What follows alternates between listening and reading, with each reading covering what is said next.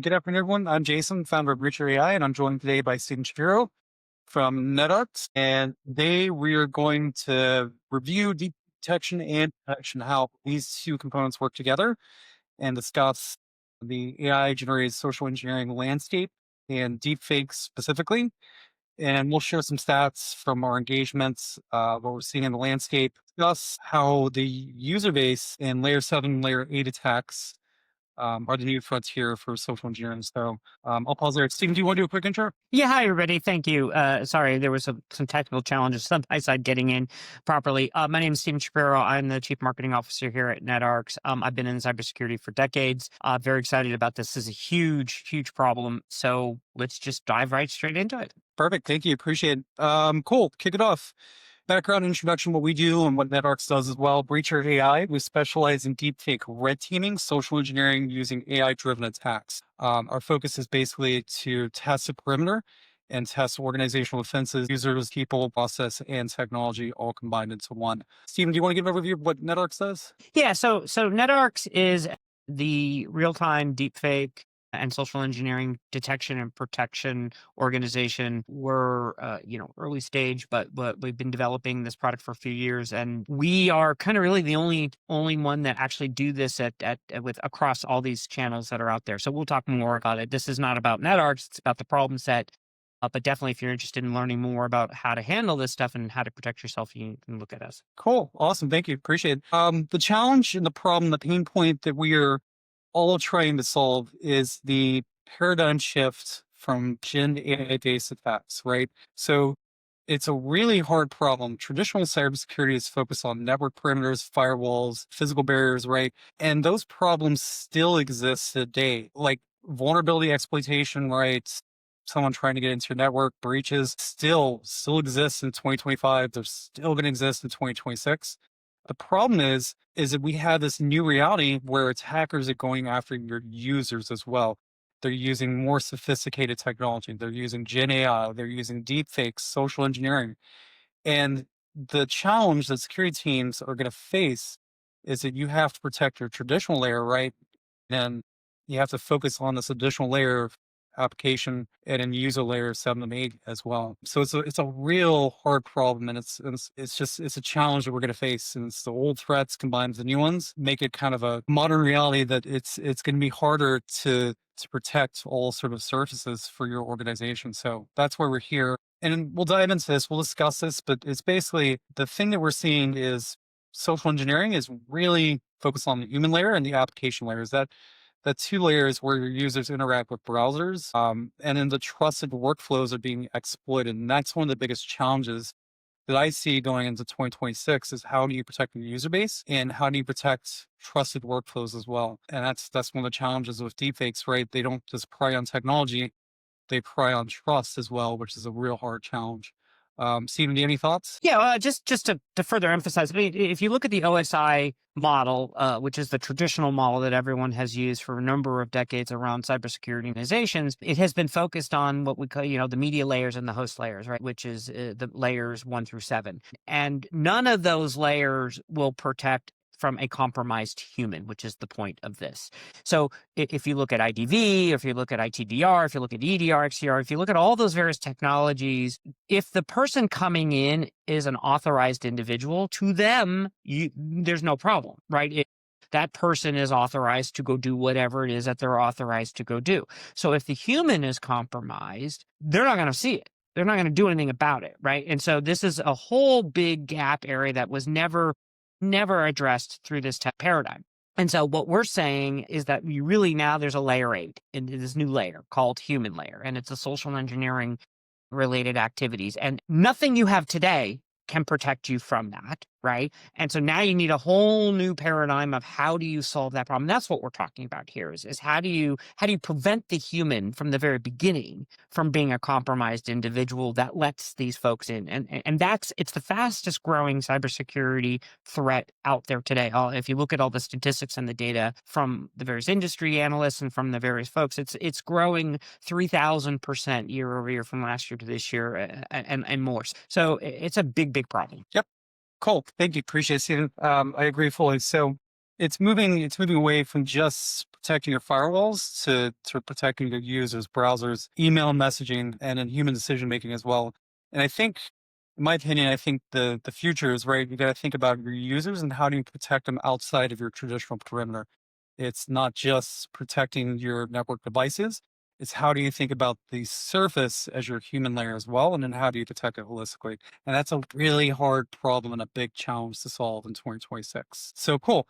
To tie it all together, the social engineering attack vector, you're going to face spear phishing, phishing, all the traditional phishings, right? Credential harvesting, BEC, these are all threats that have existed for years. But we have a layer that's now introduced with AI-powered attacks and deepfakes. So synthetic voice, video calls, impersonation, it just makes it harder and more challenging. So the threat is more novel, it's new, but the tactics and the techniques that are being used are still traditional, right? So it's much the old threats exist today, but we have to start thinking about how do these new technologies like deepfakes and AI and agentic AI, how do they make the attack surface more vulnerable and more exploitable as well? And that's our big focus at both Breacher AI and NetX. Stephen, do you want to do your deepfake? Yeah, sure. I mean, I think the key thing that folks need to understand is, I mean, why is this a big problem now? So AI, the democratization of AI and the fact that AI is so much more, thank you, Jason, is so much more available, and it's such a low cost. I mean, anybody with a $2,000 computer can do this stuff now at various levels. So because it's so easy, and because the financial rewards and the capabilities are so much more out there for these folks, right? Deloitte and Gartner predict that 40 billion in annual fraud will happen from deepfake related activities by 2027, right? So it's quite predominant out there.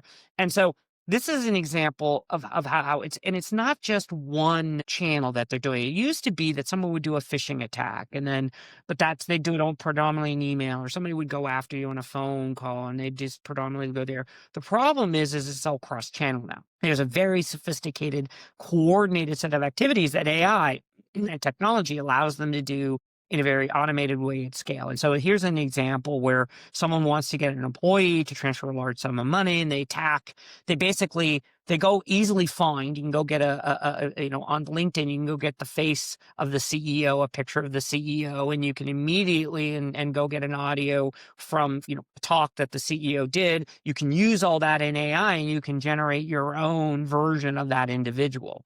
And then what they do is they send in an email that goes off and spoofs the email address and to the individual. They're very sophisticated. They don't realize it's actually not coming from the CEO, but then they follow it up with a video call, or they follow up with an audio messages. And this all happens rapidly, simultaneously, one after the other. And so, and it's usually some sense of urgency to the message. This needs to be done now. I'm calling you from on the phone, on the road, or whatever. And it's very real. It is impractical and impossible for an individual to detect that this is a fake. That's the unfortunate reality of it. It used to be, you could kind of detect this isn't real. The syntax wasn't quite right, or there was issues with the image. Nowadays, it's impossible. You can't detect. So this coordinated activity across all of these various channels, you need something in your environment that's going to be able to identify that as a likely impersonation or a likely attack, and give some sort of warning to both the employee as well as the system security administrators to say, hey, something's going on, you shouldn't go do this, right? And so organizations used to rely on training. Hey, tell your teacher organization, don't do this unless you've got this, et cetera, et cetera. Well, it's very, very difficult now to be able to train them into detecting these types of activities. 100%. Yep. Okay, cool. And our data backs it up. So basically from our red teaming exercises, our data absolutely pinpoints to that exact same issue. So we keep stats on everything for all of our engagements, and I'll share them on this meeting as well as we go through. So you can see what real world data looks like as well. But there's a lot of kind of interesting data points. One, it's facing the new reality, right? Traditionally, it's been trying to break into an organization. Think of it as a moat, right? Like you have your castle and you have your walls. Traditionally, it's trying to break in. And today it's shifting where we're trying to lure people out, get them outside of the perimeter. And then that seems to be the most effective for social engineering, right? It's easier to basically trick a user into performing an action versus doing vulnerability exploitation, lateral movement, admin credentials, access, you name it. So it's shifting kind of the battlefront of where the user sits in relation to the network perimeter, and thinking of the new reality where we're trying to basically lure people outside of the perimeter. So Gartner best practices is a couple of their guidance: real-time analysis, use AI to combat AI, and then make it easy for employees as well. You can't focus on a single channel for detection. You must think about stuff at the browser application level. And then how do you follow your users beyond the perimeter to protect them as well? It can't be an insular thing, right? You can't think of it as protecting one channel. As an example, like we focus on email for 20 years, right? We've got to think of both the additional communication channels like Teams, Zoom, right? Calendar invites.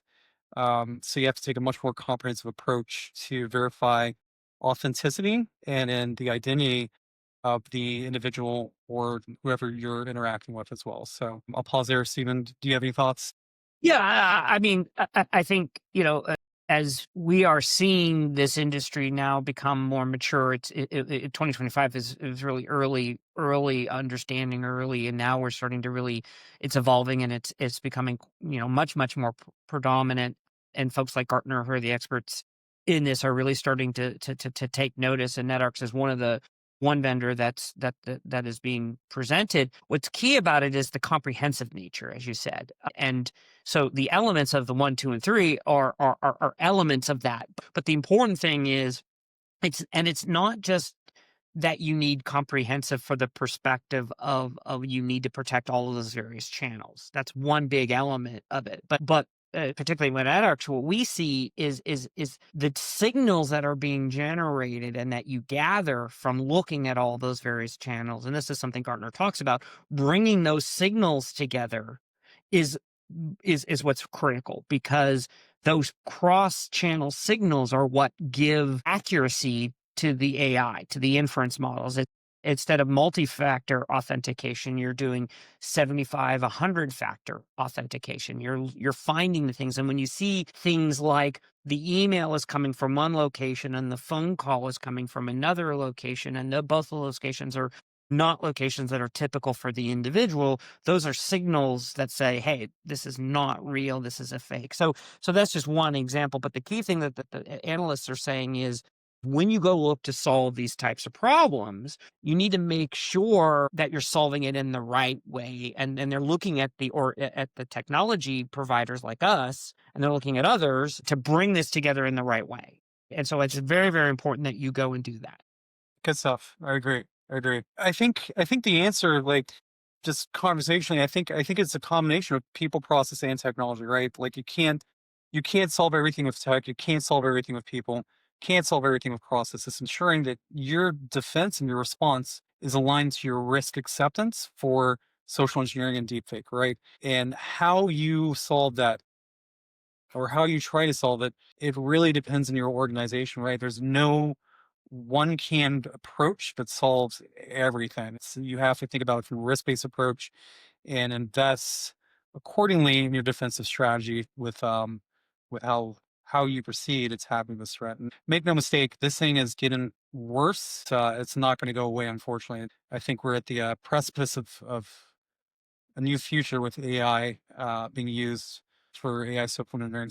I'll dive into our stats real quick. These are basically a summary of our red team engagements and the data, the pure data, and looking at from of what we're seeing from our kind of red team engagements and how organizations perform, and then what we're seeing in the landscape too that's effective, and what we're hearing from organizations. So this is kind of the threat intel that we're receiving. So diving right into it, snapshot, 300 assessments. Let me rephrase that, 300 targets. So think of an organization, think of numerous organizations, 300 executions of simulations across numerous organizations. Average is about 19% click rates for deepfake social engineering. That's what we're seeing. It varies from organization to organization. Manufacturing is the highest risk that we've identified. I think that tracks, right? Users are, on the floor, they're doing something not immersed in kind of their IT environments. Tech is mixed, finance is mixed. We've seen um, organizations perform very well in the finance sector. We've seen them perform average. It varies, but that's kind of our average click rate across the board is about 19% for deepfake social engineering.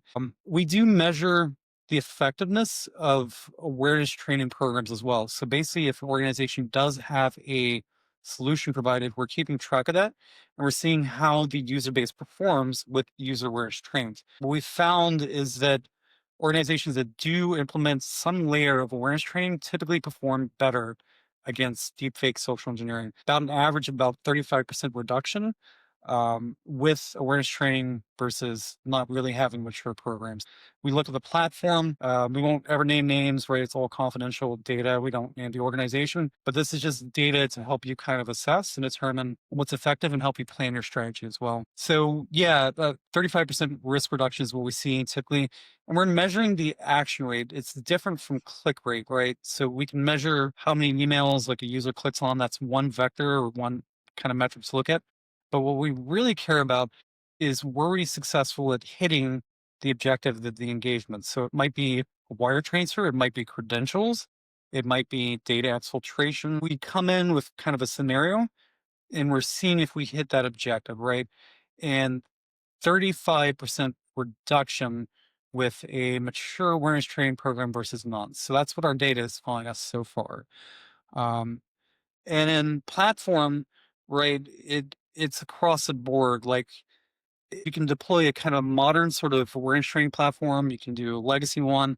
Overall, there is a slight correlation that we see to the maturity of the program, but we are finding some interesting things as well. We don't have enough data to say this confidently at this point, but there is a direct correlation to the platform, right, and then how an organization performs, and that's what we're seeing, and that's what we're measuring as well. So it's basically your legacy solutions tend to be a little bit less effective. Modern has actually been the most effective so far, and these are kind of your mature sort of modern awareness training platforms. And the next gen ones, we haven't really gone up against that much, but we're seeing that they perform right in that kind of tier between a modern and then a legacy solution. So once we have more data, we'll share it, but there is kind of a correlation to a maturity of the awareness training program, the provider, and our success rates on user click rates and interaction as well. It's a loose correlation, but it does exist. And the less kind of what we've been able to accomplish, right, is high risk scenarios, high risk transactions.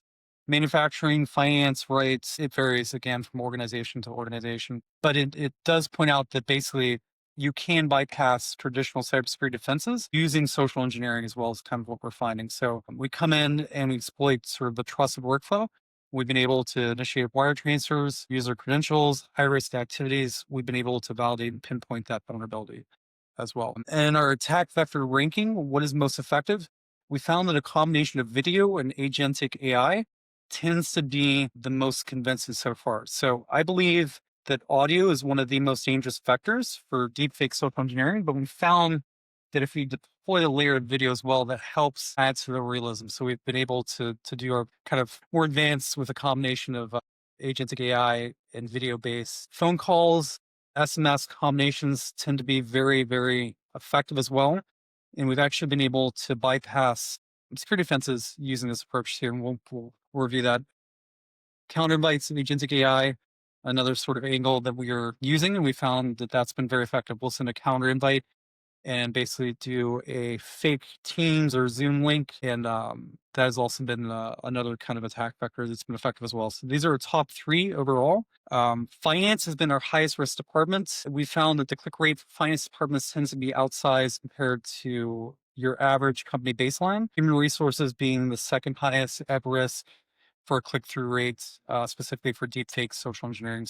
This is what we see average company-wide, but again, it varies. We've seen some organizations go exceptionally high, 30-40% range for social engineering, and some perform very well in the 5% range. So there is no exact rule of thumb, but we have found that the finance team tends to be the most vulnerable to deepfakes. And this one is our biggest kind of observation is being able to bypass security controls using a stage execution. So think of phishing beyond just an email attack. think of it as a multi-stage vector, right? It's a combination of phone call, voicemail, SMS, email, and that has been highly effective. So we'll drop a voicemail, we'll wait for it to transcribe, and then send an SMS sort of link right after. And that evades a lot of the protections for iPhones and safe links. And we've had a ton of success. It's been highly effective at getting past kind of organization defenses as well. And then last but not least, and I'll kick it back over to Stephen, the uncanny valley. So this is a lot of this is empirical kind of observational. Found that deepfakes are exceptionally effective today at getting into an organization. Agentic AI, we've tested a lot. We're finding that to be less effective today. The combination of two, right? We combine agentic AI and deepfake to try to social engineer. We've found less success strictly with agentic AI and more success with deepfake. So the risk that you need to watch today is actually deepfake, but I think agentic AI will actually be one of the top threats in the next year or so. So it's a rising threat that you need to watch and keep an eye on. Oh, I'm sorry. And last one. 62% of users have struggled to identify deepfakes. 38% accuracy for actually spotting a deepfake with the human eye.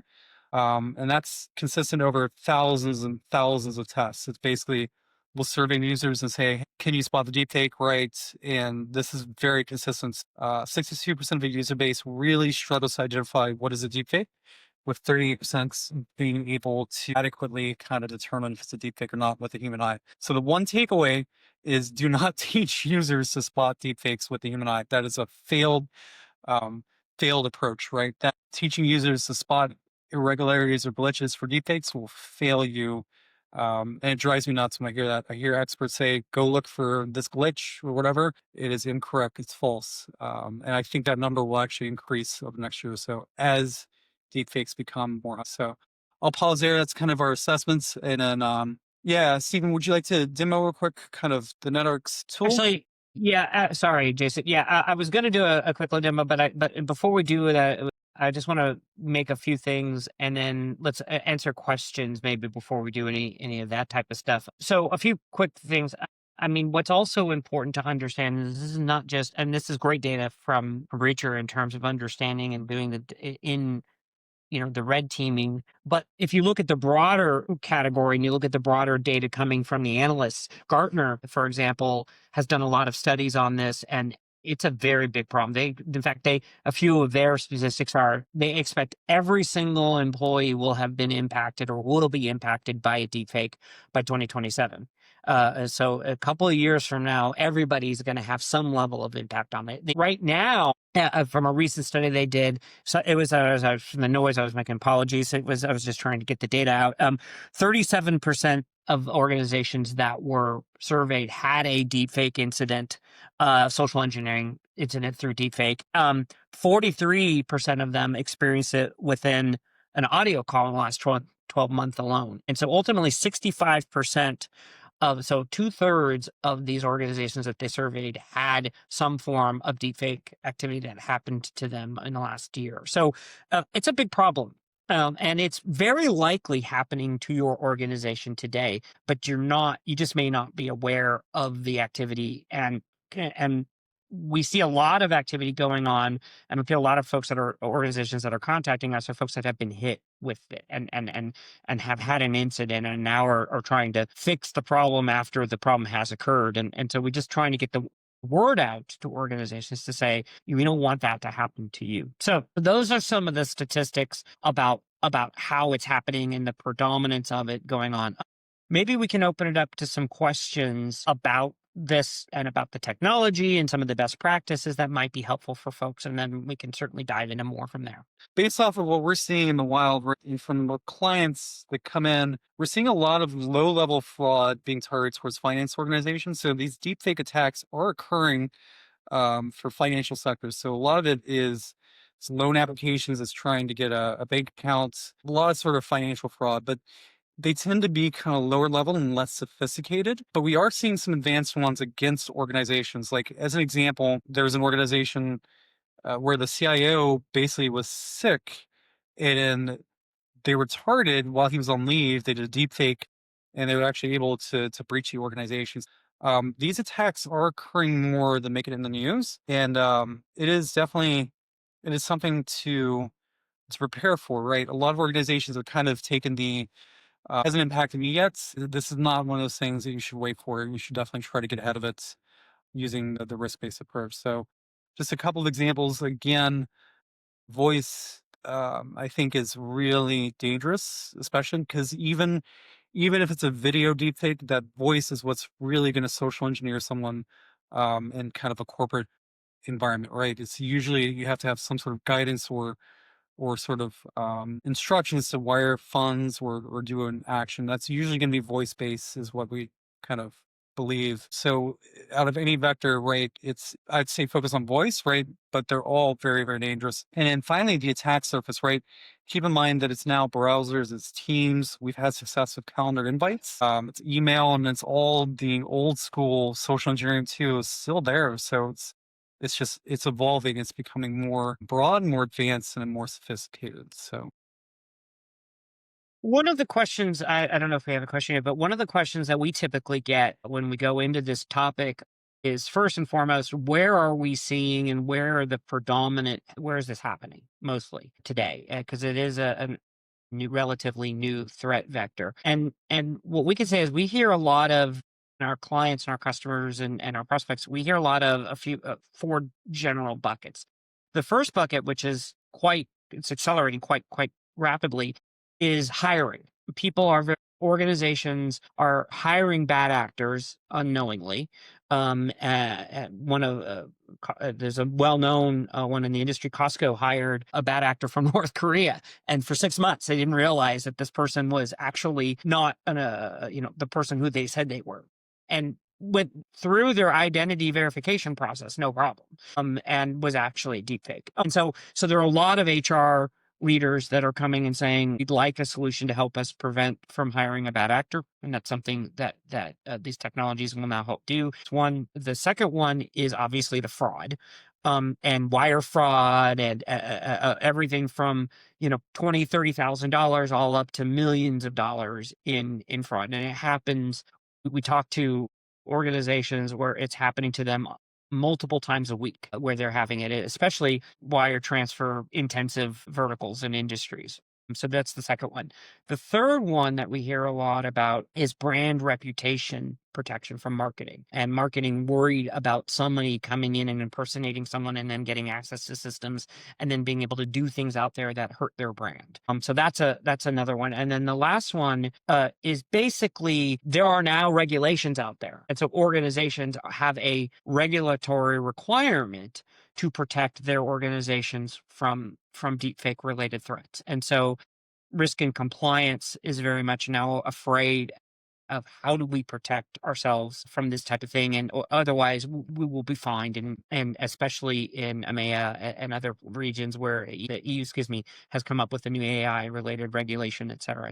So those are the big four predominant places that we are seeing this happen, and a lot of interest in it. And so again, if you want to look at best practices, so how do you protect yourself? Let's talk a little bit about the best practices around this. So number one is it's very important that whatever technology that you bring into this, that the technology have three main components. The first thing about the component is it has to have enough data signals coming in so that it can identify accurately. One technology that we've looked at historically has been not leverageable, not practical, because it has too many false positives. It thinks everybody's a deep fake, and so false negatives is a big problem, but also false positives. And so the more data you bring in, the more accurate the results are going to be. So it's very important that the technology solution have enough data to be able, and in AI terms, we call those features, but it's metadata typically that is being leveraged. So number one, make sure the technology has sufficient amounts of data. Number two thing is it can't be something that is really hard to implement and really hard to use. So whatever technology you bring in, make sure that it is easy to implement within your environment. One of the things that's important is it an application download, or is it an API that you then have to integrate and bring into and then build? And if it is an API integration, how many of them do you need to bring in order for it to fully go across all the various channels that you're trying to look at? Right. So the ease of use, not only implementation, but then also ease of use for the individuals. How does an individual know whether they're at risk? Is it easy for them to identify, or is it within their normal workflow, or do they need some sort of external alerting system that's going to tell them, et cetera? So look into that. How are they going to know, and how are they going to take action, and how then do you train them on it? And then the last thing that is very, very important is to say, is like, what are the models? What is the AI itself? How is the AI being developed, and how is it being used? Does it use the best practices of ensemble modeling to look at stacking, to look at rankings, to look at voting? How is it bringing all that inference together to be able to identify that this is in fact, and because every day the AI is getting better, and the cyber criminals are using AI and basically adjusting their tactics based upon the technologies. And so the AI itself needs to be able to be sufficiently kept to go and capture and solve that problem. So whatever technology you go bring into your solution, make sure that it has enough of those three things to be able to accurately and leverage to solve the problem. NetArcs are, we're passionate about this problem. We were created for the very purposes of solving this. And really, I think the biggest challenge is people just don't realize how at risk they are. And so what we've created for this webinar is a free assessment program. So if you're interested, we will go ahead and do a 30-day activity review of your environment, and we'll identify which aspects you're most at risk for and what's happening within your organization, as well as a free 30-day trial of the NetArcs platform, which is a fully comprehensive platform, doesn't require any integration. It's an app download, quick configuration, and then you're in and you're done. So we're happy to do that. And then Jason, you want to talk about your aspect to this? Yeah, absolutely. So from the breach or AI side, we will do a free comprehensive risk assessment. Basically, we'll sit and work with you to map out any sort of vulnerability points, areas that you need to focus. We do kind of an external sort of assessment of your risk profile, and then we basically map out your footprint as well. Where can we get in? What's vulnerable? And then we'll give you a tailored deepfake quad as well. So with any demo that you do with us, as a takeaway, we have an interactive agent that you can use and then play around with. It's a lot of fun. People freaking love them. We'll make a deep take of like your CEO with their consent. We're very focused on consent, and it'll attempt to social engineer you, and people share it amongst the organization, and it's very interactive and a lot of fun. So yeah, that's how we can help. And yeah, it's a complex, hard problem, and we're all in this together to figure out how do we protect your organization's users and people, most importantly, in this day and age, right? So it's deepfake doesn't just impact you in the workspace; it impacts you on social media and the home front, right? People are getting phone calls with extortion as examples. It's it's a multi-phase problem, but I'm a huge advocate of just sharing our knowledge and in helping to drive awareness of this threat so that people are able to take that step to help defend themselves, not only in the office, but in the home front too. Yeah. And again, people, process, and technology combined is always going to be your answer for anything. Yeah. Any questions? Thank you everyone for Yeah, joining us thank today. you all for your attendance. We appreciate, and do not hesitate to reach out to either of us, and or of course come to our websites as well. So thank you very much. Thank you. See ya. Okay, bye bye.